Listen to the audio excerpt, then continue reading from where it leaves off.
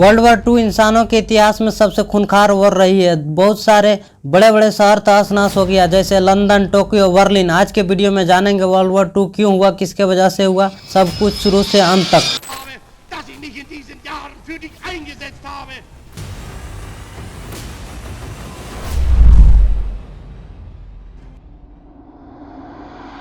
तो इस कहानी का शुरुआत होता है 1919 में, जिस साल वर्ल्ड वॉर 1 खत्म हुई थी और एक संधि पर हस्ताक्षर किया गया था जिसका नाम था वर्साई की संधि। इस संधि के अकॉर्डिंग एक आर्टिकल था 231 जिसमें लिखा गया था कि वर्ल्ड वॉर 1 में जितना भी नुकसान हुआ है उन सब का भरपाई करेगा जर्मनी, और इसका जिम्मेदार भी है जर्मनी। फ्रांस और ब्रिटेन चाहते थे कि जर्मनी एक भारी कॉस्ट पे करे इस वॉर को हारने के लिए। इतना पैसा पे करने के लिए कहा गया था कि आप सोच नहीं सकते हैं। जर्मनी ने 2010 में आखिरी पेमेंट किया। इस पैसे का पहला पेमेंट 1921 में किया जाता है, जिसके वजह से जर्मनी में हाइपर इन्फ्लेशन देखा जाता है। इस वक्त जर्मनी की करेंसी थी जर्मन मार्क, तेज़ी से डिवैल्यू होती है और 1922 में एक बिस्कुट की पैकेट की प्राइस थी 160 मार्क, लेकिन अगले ही साल 1923 में इसी पैकेट की प्राइस होती है 200 बिलियन मार्क। जाहिर सी बात है, इकोनॉमी तबाह हो गई थी। ऐसे में एंट्री होता है एडोल्फ हिटलर की, जो भाषण के जरिए सबको मैनिपुलेट करता था। हिटलर ने मीडिया को खरीदा, उसने अपना प्रोपेगेंडा चलाया और उसने सबसे पहले भाषण के जरिए ज़्यादा से ज़्यादा जर्मन को फंसा लिया। हिटलर ने लोगों से वादा किया कि वह जर्मनी को बदल देगा, वो वर्साई की संधि को कभी नहीं मानेगा, जर्मनी का बदला बाकी सभी देशों से लेगा। जर्मनी की जनता हिटलर की बातों से प्रभावित हुई, जिसके बाद जर्मनी में चुनाव हुए और हिटलर की नाजी पार्टी उसमें जीत गई। कुछ साल बाद हिटलर की लोगों में पॉपुलैरिटी देखकर के 30 जनवरी 1933 को जर्मनी के प्रेसिडेंट हार्डेनबर्ग ने हिटलर को जर्मनी का चांसलर बना दिया। जिसके बाद हिटलर जर्मनी में एक इनेबलिंग एक्ट लेकर आया, जिसके पास होने के बाद जर्मनी एक डिक्टेटर कंट्री बन गया। इस एक्ट ने हिटलर को जर्मनी की सारी पावर सौंप दी। हिटलर के हाथ में सत्ता आते ही जर्मनी का पूरा रूप ही बदल दिया। इसने सबसे पहले 1933 में लीग ऑफ नेशन से बाहर किया, फिर 1938 में राइनलैंड नाम की जगह को वापस अपने कब्जे में किया, और जो ट्रीटी ऑफ वर्साई के अकॉर्डिंग जर्मनी से छीनी गई थी, साथ ही ऑस्ट्रिया और जर्मनी को दोबारा एक किया गया। इसके बाद हिटलर ने वेस्टर्न जर्मनी की ओर अपना रुख मोड़ा और चेकोस्लोवाकिया पर कब्जा कर लिया। कुल मिलाकर मात्र कुछ ही साल में हिटलर ने जर्मनी की किस्मत चमका दी। हिटलर अपने देश की इकोनॉमिक कंडीशन को ठीक करने के लिए वॉर का डिसीजन लिया। 1 सितंबर 1939 को हिटलर पोलैंड पर हमला बोल देता है। इस हमले के लिए जर्मनी का एक अच्छा खासा प्लान बनाता है। जर्मनी अपने ही सैनिकों को पोलैंड की यूनिफॉर्म पहनाकर खुद के खिलाफ अनाउंसमेंट करवाता है, जिससे लोगों को लगे कि पोलैंड ने पहले जर्मनी पर हमला बोला है। जर्मनी तो केवल उसके किए हुए हमले का जवाब दे रहा है। तो बस प्लान के सक्सेसफुल होते ही जर्मनी पोलैंड पर हमला बोल देता है, जिसके बाद 2 दिन के अंदर ही इस युद्ध में फ्रांस और ब्रिटेन भी पार्टिसिपेट करता है। वो इसलिए क्योंकि इन दोनों देशों ने पोलैंड के साथ एक अलायंस बनाई थी, जिसके अकॉर्डिंग अगर कोई भी देश इन तीनों देशों के ऊपर हमला बोलता है तो बाकी दोनों देश उसके तरफ से लड़ेंगे। जिसके बाद 3 सितंबर 1939 को ब्रिटेन और फ्रांस जर्मनी पर अटैक कर देता है, जिसमें Australia, New Zealand, south Africa and Canada भी शामिल हो जाता है।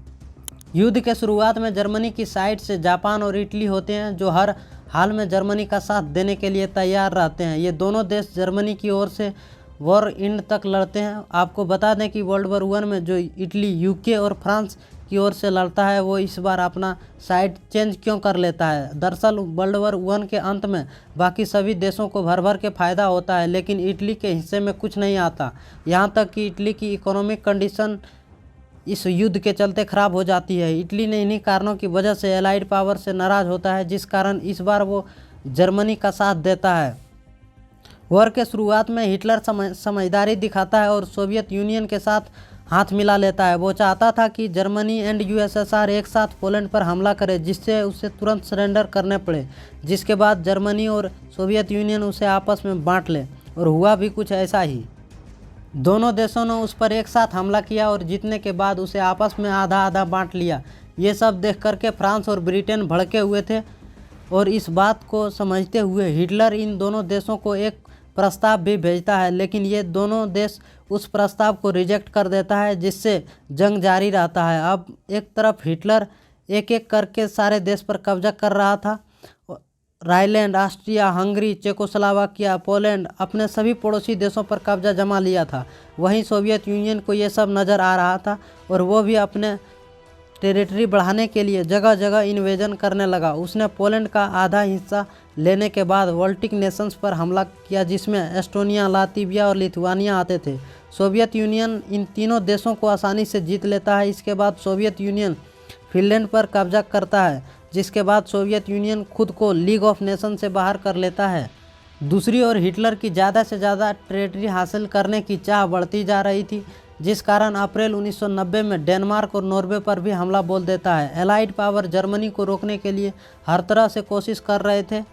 ऊपर से डेनमार्क और नॉर्वे को भी जर्मनी जीत लेता है, लेकिन अब जर्मनी फ्रांस के लगातार इन्वॉल्वमेंट से काफ़ी परेशान हो जाता है, जिसके बाद वह फ्रांस पर अटैक करने का प्लान बनाता है। लेकिन इस बार भी जर्मनी फ्रांस पर डायरेक्ट अटैक नहीं करता, बल्कि वर्ल्ड वॉर 1 की तरह बेल्जियम के सहारे फ्रांस पर अटैक करने का प्लान बनाता है। फ्रांस पर अटैक करने में इटली जर्मनी का साथ देता है, जिसके बाद 10 जून को इटली फ्रांस पर अटैक करता है। दोनों देश मिलकर करीब 14 जून तक फ्रांस के पेरिस तक पहुंच जाता है और फ्रांस को सरेंडर करने के लिए मजबूर कर देता है। 8 दिन बाद फ्रांस जर्मनी के साथ एक ट्रीटी साइन करता है और हार मान लेता है। जर्मनी का फ्रांस को केवल कुछ ही दिनों में हराना बहुत बड़ी बात थी। इस इंसिडेंट्स के बाद लोग हिटलर से ज़्यादा डरने लगे थे। कोई देश नहीं चाहता था कि हिटलर से उनका पंगा हो। हर तरफ हिटलर के नाम का डंका बज रहा था। लेकिन ब्रिटेन अब भी हार नहीं मानता है। वो हिटलर के शांति प्रस्ताव को रिजेक्ट कर देता है, जिसके बाद जुलाई में जर्मनी और ब्रिटेन के बीच युद्ध होता है। दोनों आसमान में आमने सामने थे, लेकिन उस समय ब्रिटेन की एयर पावर ज़्यादा मजबूत थी, जिस कारण जर्मनी की एयरफोर्स थोड़ी वीक पड़ जाती है। जिसके बाद हिटलर प्लेन्स के थ्रू ब्रिटेन के अलग अलग सिटी पर बम गिरवाता है, लेकिन इससे कुछ खास असर नहीं होता। ब्रिटेन हार मानने को तैयार नहीं था। इसी बीच जर्मनी, इटली और जापान ट्रापाइट्स पैक्ट को हंगरी, स्लोवाकिया और रोमानिया भी ज्वाइन कर लेता है, जिससे एक्सिस पावर और ज़्यादा मजबूत हो जाती है। जिसके बाद एक्सिस पावर भी हिटलर का सपोर्ट पाकर अपना दमखम दिखाने लगती है, जिससे इटली ग्रीस पर अटैक कर देता है। लेकिन यहाँ ब्रिटेन ग्रीस की सहायता के लिए खड़ा रहता है, जिससे इटली को ग्रीस में ब्रिटेन की आर्मी खदेड़ देती है। लेकिन हिटलर यहाँ इटली का साथ देने के लिए अपनी आर्मी को भेजता है, जिससे दोनों देश दूसरी बार ग्रीस पर अटैक करता है और उसे भी जीत लेता है। अब ऐसे करके कुछ समय के लिए वॉर चलता रहता है। देखा जाए तो 1940 तक वर्ल्ड वॉर 2 में पूरे यूरोप में हिटलर के मदद के लिए हर कोई तैयार था, जिसके कारण हिटलर इस समय अपनी पावर के पीक पर था। लेकिन अपने पावर के नशे में हिटलर यहाँ एक गलती कर बैठता है, जिसके कारण जर्मनी युद्ध हार जाता है। दरअसल हिटलर को लगता है मैं पूरी दुनिया जीत सकता हूँ, और यही घमंड के चलते उसने यूएसएसआर पर हमला करता है। हिटलर 1941 में सोवियत यूनियन पर वॉर डिक्लेयर कर देता है। हिटलर सबसे पहले अपने ओर से सोवियत यूनियन के साथ की गई रिबेनट्रॉप एक्ट को तोड़ देता है। हिटलर को लगता है कि सोवियत यूनियन को आराम से हरा देगा। हालांकि स्टार्टिंग में होता भी ऐसा ही है, लेकिन जर्मन आर्मी धीरे धीरे सोवियत यूनियन के सामने कमज़ोर पड़ जाती है, क्योंकि दिसंबर के बाद सोवियत यूनियन में बहुत भयानक बर्फबारी होती है, जिसके कारण सोवियत यूनियन की आर्मी जर्मन आर्मी को उल्टे पांव बर्लिन तक खदेड़ देती है। हिटलर वेस्ट में ब्रिटेन और ईस्ट में सोवियत यूनियन को एक साथ संभालने में नाकामयाब हो जाता है।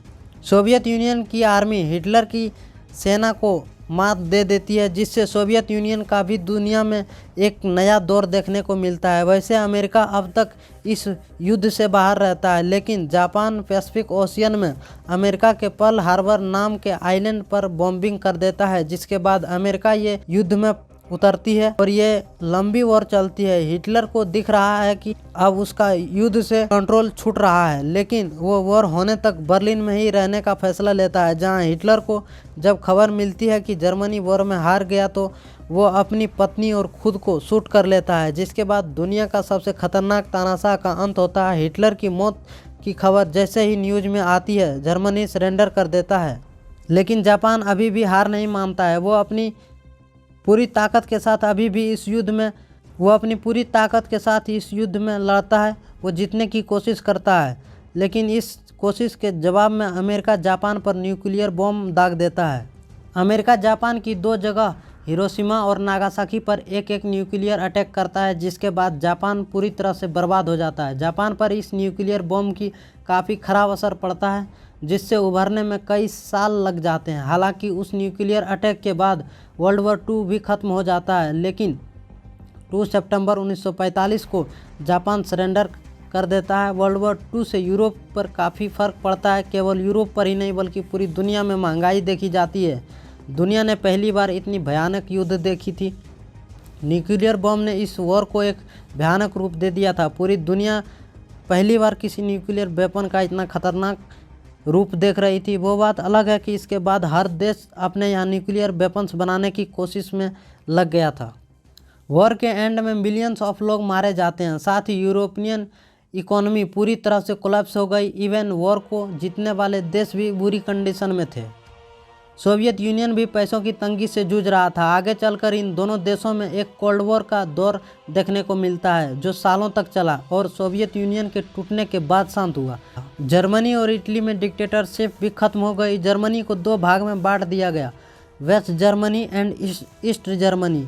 वेस्ट जर्मनी को ब्रिटेन, फ्रांस और अमेरिका कंट्रोल करता था और ईस्ट जर्मनी को यूएसएसआर कंट्रोल करता था। इसके अलावा यूएनओ यानी यूनाइटेड नेशन ऑर्गेनाइजेशन का जन्म हुआ। लीग ऑफ नेशन को ख़त्म कर दिया गया क्योंकि वो वैसे भी किसी काम का नहीं रहा था। वर्ल्ड वॉर 2 के समय इंडिया पर ब्रिटेन ने कब्जा किया था, जिससे लिंक इन द डिस्क्रिप्शन।